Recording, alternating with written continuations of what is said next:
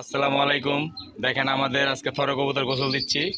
হ্যাঁ, সাথে আমার ছেলে চলে আসছে।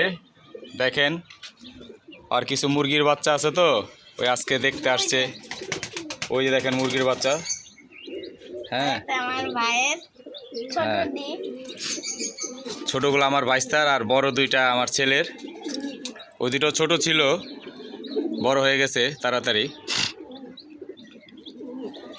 এই দেখেন থরে কবুতরগুলো গোসল দিতেছে আজকে।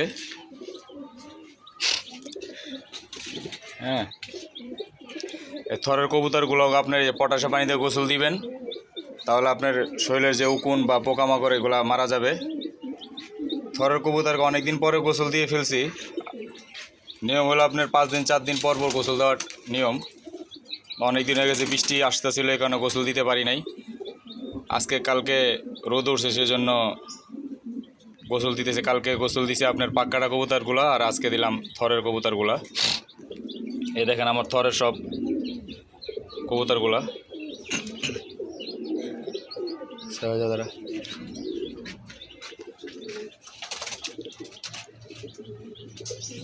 আরও কিছু আছে থরের ভিতরে, ওরা ডিম নিয়ে বসে রয়েছে। তো কালকে থরটা পরিষ্কার করছি, এ কারণে মনে করেন যে থরের ভিডিও দিতে পারি নাই। এ দেখেন,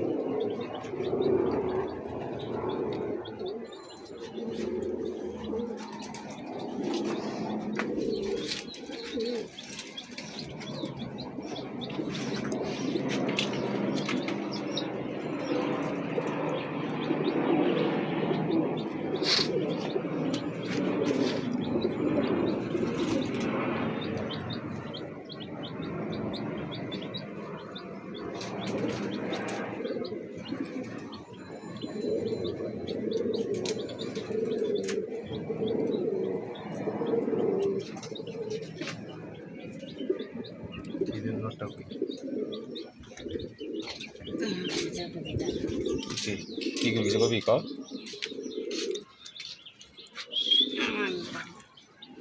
কি কবি ক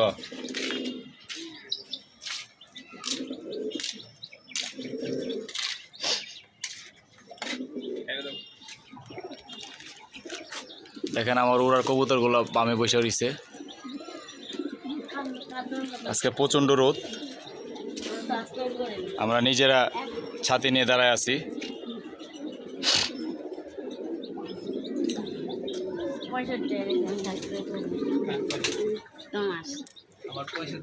হ্যাঁ,